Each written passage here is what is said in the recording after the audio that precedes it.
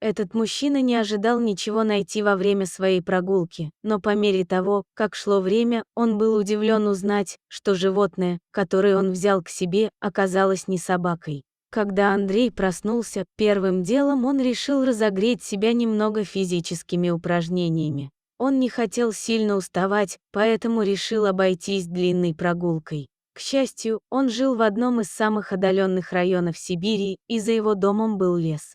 Мужчина одел свои ботинки, накинул куртку и вышел на улицу. Андрей следовал по тропе, по которой до него ходило много людей, и за которой последовали бы еще многие. Он часто посещал лес, и его путешествие было всегда одинаковым. В этот день он хотел попробовать что-то новое, поэтому свернул и пошел по тропе, которую никогда прежде не видел.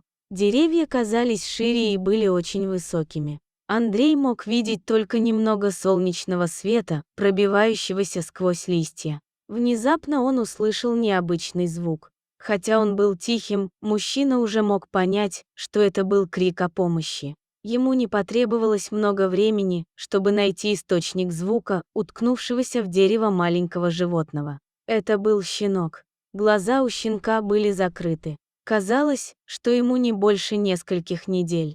Андрей не мог понять, почему кто-то бросил беспомощное создание посреди леса. Это разбивало его сердце. Он подошел ближе, поднял щенка и плотно его обнял, надеясь, что его руки смогут дать ему немного тепла. У него не было времени думать ни о чем другом, кроме как обеспечить безопасность щенка, и Андрей поспешил домой. Пока мужчина спасал брошенное животное, его предчувствие сказало ему, что это станет одним из самых важных дел, которые он когда-либо сделает. Когда они наконец вернулись домой, он достал одеяло и завернул дрожащего щенка. Затопил печь и набрал немного воды. Через несколько минут пребывания под заботой Андрея, щенок перестал дрожать. Мужчина позвонил в местную ветеринарную клинику и попросил провести осмотр. Он хотел убедиться, что животное здорово. Андрей знал щенка всего лишь несколько часов, но уже понимал, что они с ним станут очень близкими друзьями. Он назвал щенка Акела. В течение следующих нескольких месяцев Акела рос, и Андрей заметил, что у этого нового питомца был большой аппетит. Это было так с самого первого дня их встречи. Андрей знал, что молодым животным требуется много питательных веществ, особенно собакам, им нужно регулярно питаться, чтобы поддерживать свою энергию и вес.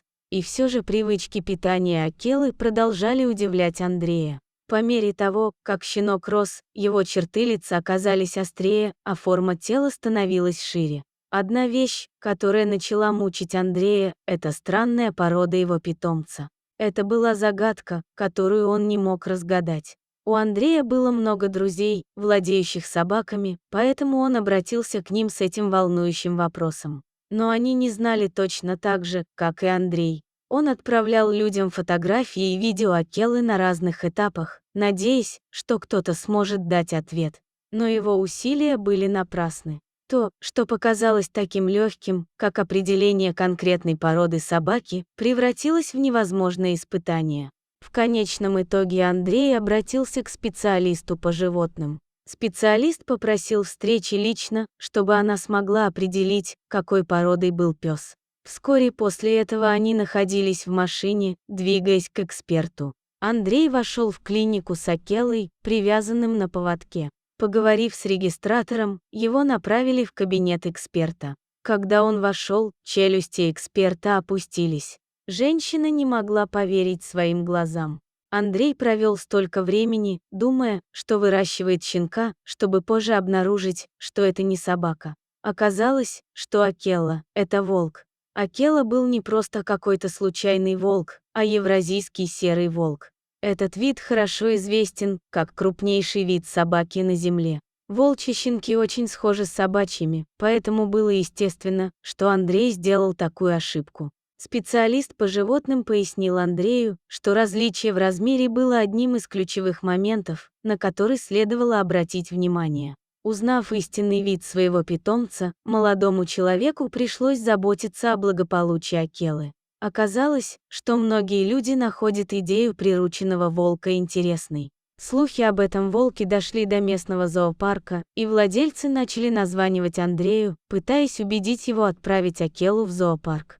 Андрей слышал ужасные истории о зоопарках, и он даже представить себе не мог, чтобы отдать туда своего друга. Альтернативный вариант тоже не был привлекателен. Многие побуждали Андрея отпустить Акелу обратно в дикие места, некоторые из них боялись за безопасность мужчины и его соседей.